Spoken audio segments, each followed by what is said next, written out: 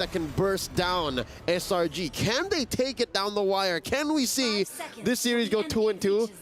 This is the right match. You just came in at the right time to find out. Well, let's get right into it as we load into the land of Dawn. Sparks are going to fly between both of these teams. It's going to be SRG on the blue side up against Fireflux Esports on the red side. They're going to have mirrored starts for both of these junglers. But keep in mind, right, the early game, a lot of it is on the shoulders of the roamers to try and create the space and to set up these big plays. That's right. SRG, Yums, FF, Apex 47. Something to note. Apex 47, he's well built to actually run himself into Innocent and Sekais. So he's only really worried about Stormy because that's where he kind of just stops dead in the ice.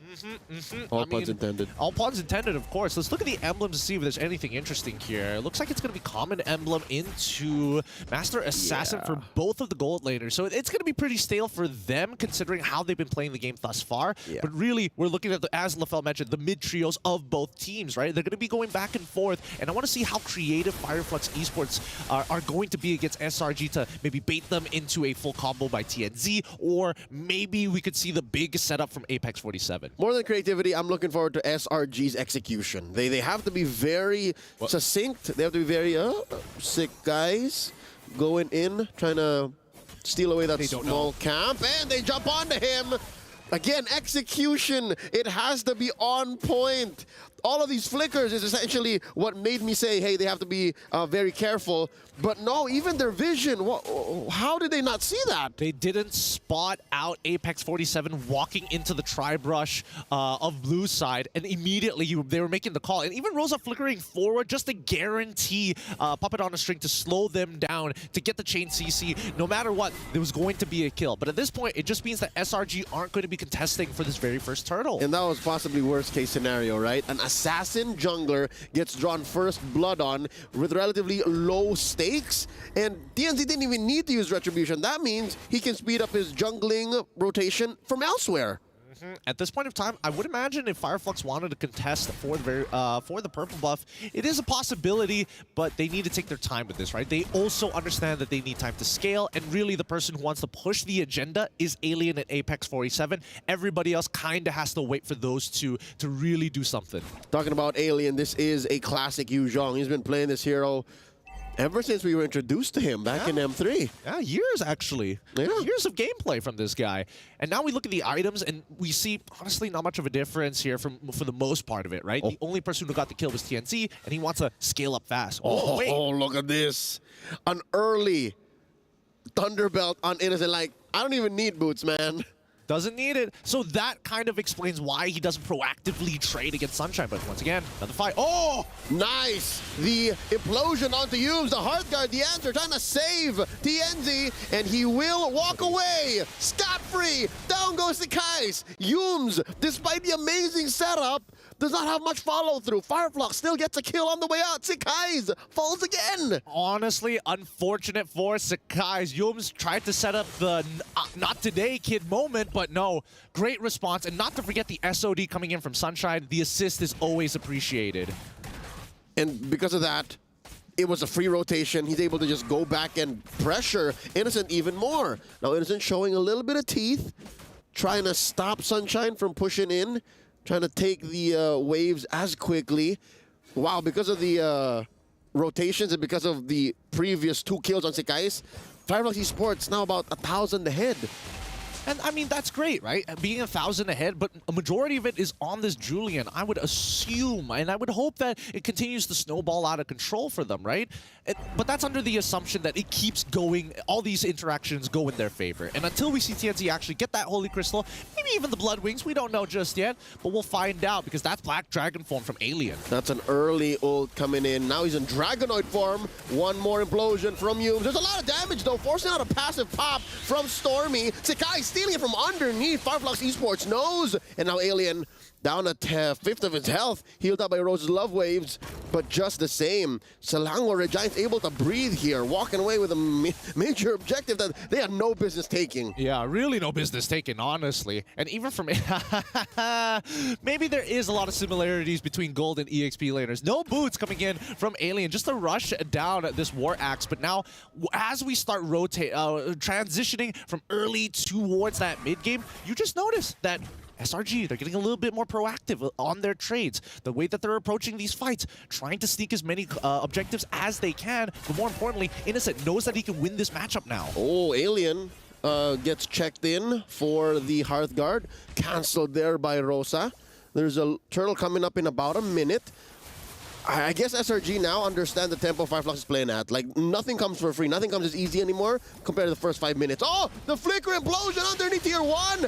Shoving them out through the ult from Stormy. And now they shut down TNZ. Double kill for Innocent. Alien a little too late to save the show. But at least he saves the Tier 1. What a combination! Yums just walks up, Flicker Implosion. Let's look at the replay one more time, because once we see the pushback from Yums straight into the Glacier, there's just nothing you can do. It was a Euro step. Like, forward and to the side. Forward and to the side. That was amazing. Look at that. Oveki even freaking out. Is like, yes, that was a huge combination. And Apex 47, to a certain degree, he's probably thinking, oh man, I might have let that happen. I can't believe he got me like that. Right? In Turkish. In Turkish. But man, let's look at the goal difference right now, and we're starting to see slight differentials here and there. Jungle, in terms of jungle gold, we see that TNZ is on top. But in every other lane, we see a slight lead in favor of SRG. And that's slowly going to equalize. Slowly but surely you're going to see that, again, SRG now approaching a 2K gold lead.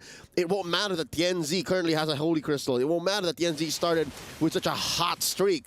Because eventually, if you shut down that Julian or you block him from what he needs to do, and you pop Alien early, you pop Rosa early, you pop Sunshine early, he'll be left alone. There's very little he can do by himself, especially from an honest angle when you see him coming. For sure, for sure. That's why Yums is kind of like running at him, running at the Julian. It's like, come on, try me one more time. Do something about it. Here comes the Black Dragon form, though. And that is Alien running himself into 3. Popping the ult, the Purify ahead here. Still on Sunshine. He's good. Alien gets taken down. I hate to say it, but I did. And because of that, Sunshine's not even thinking of the SODs. Like, that's a lost cause in mid. The Frigid Breath is just, it's so good, right? It forces everybody to just back away. Wait, hold on. Cram? Hey, is he trying to steal it? I'm offended. Pulling them in. TNZ gets the ult on him, looking to take advantage of all these low HP members of SRG. Double kill for Sunshine. And they're going to keep going. Apex 47 traded out already. Could have gotten even more, but again, beggars can't be choosers. Fireflux Esports was fighting for their buff, fighting for their lives inside their own jungle. Let's look at the replay one more time here, because again, so very close. The combo was clean. The hand size was so very good, chunking out every single member of SRG's side. They should have been able to walk away with more kills, but this Aurora is just stopping them, just gatekeeping them from getting more. Yeah, and I understand how TNZ did not force the issue, because again, his team has already suffered a lot in the past 3 or 4 minutes, so he doesn't want to be another member that they have to worry about. And he's a core here. If I'm not mistaken, Rosa's now taking the backseat. It's now all about TNZ and Sunshine. They're the ones who need to fly. Well, let's see, because now the Tier 1 turrets are starting to fall here. And tempo falling into the hands of SRG is a dangerous thing for both. If I learned anything from this game, tempo is so important for both of these teams. Yeah, tempo and momentum. Especially when you can break it down. Apex 47, despite getting the ult in, gets popped by Sekai's Heartguard and ult on the Alien, knocking him up. The tail whip, able to keep Innocent down, but not stop the implosion coming in from Yums. He gets popped by Rosa.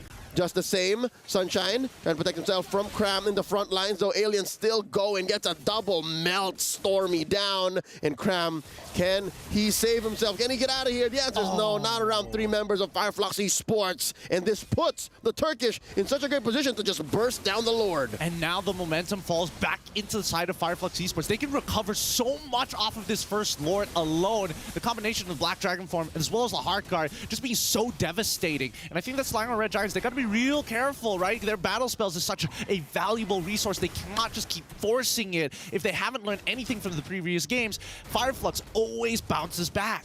All right, because of that shutdown on Innocent, suddenly the gold lead has swung back. There's about 2,000 ahead for Fireflux Esports. And what does that translate into on items? Well, number one, everyone is mostly ahead, right? Except for Sunshine and Innocent. Like you said, Innocent started hot. But Sunshine not dying yet, and about, what is that, 30 seconds away from Purify? Fireflux can just time that well alongside this Lord to maybe even start knocking down Holy Shields. Yep. I mean, that's why they're doing this slow push. SRG, of course, they're prioritizing the mid-tier ones, but I don't think they recognize that that Fireflux are just taking their time with this nice and slow. They don't really need these outer turrets. They just need SRG to be caught slacking. Yep, and trapped inside their own base. Deny them the resources in their own jungle. Lord makes contact with that tier 2 in mid. Sekai's cutting the waves, proxying it down bottom. And that is tier 1 cut through. And the flicker onward or shatter combo. Forcing Cram to back out of there. Flickering backwards. Stormy in trouble. Alien gets him. That is a dangerous dragon moving through the back lines, popping that tier 2 up top. And with that, all that stands are these Holy Shields in that tier 2 and bot. That's a lot of momentum generated by Fireflux Esports off of one singular Lord. But now, Sakai, he's on the run. And I think they made the smart choice by sending him over to split push to be able to just focus on 2 lanes. It's a 4v5 situation, and it's not much if Sakai's was around. It's not like he can engage anyways. Yeah, and he did what he did to save that tier 2 down bottom, which might be the last bastion for Innocent to try and get some farm. And now he's in trouble. Oh, wow! Despite his... Oh! The shot got him on his way away. The shot got him on his way down. I thought Alien for a moment had Warcry with how much damage that he was pulling out there. Look at it. Replay one more time. Because I really beamed him down, right? You see him get hit by the onwards. The proc happens here, and it's already too late. And the projectile for the shot didn't even really show because it was right on his tail. And now Cram is in trouble. Apex 47 taken out. Oh, the wrath of that turret. Holy Shield still standing. Keeps Selangor Red Giants base alive. Fireflux Esports out of there. All right. So now the back and forth continues on between these two teams. 7-10, but SRG are pushed all the way into their inhibitor turrets. It can be a little dangerous. Wait, conceal play coming out here. Who are they looking for exactly? What is the call? As they make their way towards the bottom side, maybe they were looking to catch the Moscow, but they have no idea where he is. I guess they were just willing to throw it out there because there was no other play in the near future. In the next 60 to 90 seconds, if they were willing to, you know, put it on the line and say, conceal into whatever we bump into, maybe that's what it was. They knew that Lord was going to come through. And it's a bit of a coin flip, but I would have preferred if they just held on to the conceal for when they want to actually approach this Lord. Yep. Again, Apex 47 face checking right there. The Heart Guard gets the onward, finds Cram, SOD on the Stormy. Sunshine repositions. Oh, that's the implosion from Zooms. And now they try to stay in. The tail whip coming through. The ult from Apex 47 spent up. That's a lot of resources, both for the offense and the defensive retreat. Yeah, but I think that SRG lost a little more here. Uh-oh. Cram with the I'm offended, forcing Sunshine to get that Purify out of there. And I'll agree with you, but I need to see some conversion. I want to know eventually where this lands with both of these teams. Man. Honestly, it's between Cram and Apex 47 who are just generating these plays, right? Like, Apex 47 is already difficult to kill, and he's almost on his way to an Athena shield. Arguably could even go for the Radiant armor, and I think at that point, it's going to be really tough to play. But at the same time, right? Oh, no. Oh, you talked about Apex. All right, he's still alive. Heart Guard as well? Oh! Here we go. The front lines brought itself to your face. That's Alien versus 2 or 3 members. And all this while, it was just to keep Selangor Giants out of there. Sekai's looking for the angle, looking for the steal, the front line. Oh, Innocent takes out Rosa. TNC secures the Lord. Then the fight continues. Sunshine's about to get clapped here. Down he goes. 3 for none. Fireflux get the Lord, but SRG walk away with 3. How do these players keep track of what is going on? They were doing multiple things at the same time. Juggling for the potential Lord, having that team fight, trying to zone people at the same time, while having a completely different agenda halfway across the map. Cooking some eggs, why not? Yeah. This Lord spawning is not going to help much. They are going to take this inhibitor, and they are going to melt it down. There's a huge wave up top. add to that long list is managing the waves to ensure that there's permanent damage dealt to Fireflux Esports base. I think they gotta call it quits here, right? They can't keep on doing this. That bot side is going to start crashing soon, and here comes the Black Dragon form as well. Apex 47 keeping a tab on a cram. The SOD hits, the knock up, the tail, the hard guard. They keep going. Stormy goes down. Cram gets a few hits on him. Oh, Fireflux Esports, the backline is a little too slow. Yum gets the implosion in, makes it last a little longer. Tianzi takes down Cram, 2 for none, 3 for none. Alien takes down Yums. Innocent running from Alien. Innocent running from Alien. Another hard guard coming through. Can he get him with the love waves? Can he get him with the puppet on the strings? Sakai's on another part of the map completely. Innocent jumping through, but Rosa gets the puppet on the strings, and down goes Innocent, but only for a second longer lasting. Kenzie secures the kill. 4 for none. I think it's 5 because they bought so much time that Stormy is back up. Yum's in 8, Crab in 5. All right, Stormy in the back line here, forced out of there, cannot defend against this push. Bottom lane penetrated by Fireflux Esports. Oh my goodness. Oh my goodness. I would have loved to see this for a grand finals match because this is high octane action here as both teams refusing to give up. I think that SRG earlier probably should have made the call to just give it up. Give it up. Top wave was already about to be cleared. There was a huge Lord and Power wave down on bot side at the same time. They should have known that the death timers are coming up and they're going to get chased down. But right now, Alien as well as Apex 47 making one hell of an argument for MVP of this game. That's what makes this series and every game in it so far so entertaining. Oh, wait. Get the winner crown on here, plus the hard guard. Put in Tianzi. Oh, very close to death. Still alive, though. Gets popped in here. Innocent with the shutdown. So much spent just to keep him alive, only for him to die. All right, there comes the reset once more. Apex with the flicker in, no one home. All right, Fireflux Esports says, okay, not good. We got to regroup. Yeah, I mean, the worst part in these types of very close series is losing your cool. You got to have a very calm demeanor, especially when multiple things are happening at the same time. Keep it together, keep it together, keep it together. Keep it together, man. And I think that Fireflux right now, especially for Apex 47, he realizes the weight that he is holding, creating these plays, creating the space. Yep, he's a one-man initiation machine, and now that he's about a minute and a half away from his flicker, everything comes honest, everything comes right at your face, and he walks in that bush, forces a response. Sekai secures the Lord. Alien going hunting alongside Rosa. They do find the backline, forcing an implosion on the Yums. No one home. I mean, they're happy with that. No one died. The Lord spawns through mid. I mean, at least you know the solution. You know what you got to deal with. Defend first, and then start from neutral. Absolutely. And I think that SRG, at the very least, they had a wave pushing from that mid lane, something that Fireflux Esports was caught, well, unfortunately, slacking here as soon as they heard that the Lord was getting blitzed down. But here we go. This could be the beginning of the end here for both of these teams. All right, massive wave in mid. Another one up top. Stormy flickering on forward, popping the ult, and they're all set in place. Sunshine working on the Lord, SRG on the rest of Fireflux Esports, and Fireflux send them out. Sekai is with an immortality at about a 10th of his health. Yum's taken down by Sunshine. Stormy in trouble. Proc in that passive, gets hit by the tail whip on the back end. 360 dragon move by Alien, and now Cram gets hit by the puppet on the string. Not stop and taken down. Alien on a double kill. And now they've got a wave down mid as well as bottom side as well. Sakai's will secure his purple buff, but at this point of time, Fireflux may have an angle to end this game, and you can see them rushing for at least an inhibitor. It's almost unnecessary, but that's all he could have done to at least stand a chance in defending. Fireflux Esports pushing through mid, pushing through top, and there's only 2 of them here. Mid lane gonna go down, pushing forward. Oh, I can't find the words because we're about to go to game 5. Sakai's taken down. There's a wave. Yum's looking to push it out of here, but it's not gonna happen. 2-2. The Turkish take us to 2-2. We're going to game 5. It's a